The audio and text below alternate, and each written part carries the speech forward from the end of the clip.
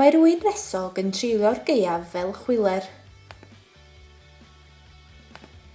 Roedd gwrthod rhodd yn gallu bod yn sarhad. Roedd y teulu'n sosialwyr rhonc.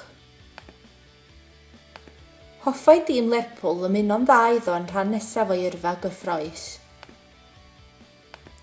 Rwy'n hoffi darllen hunangofiannau.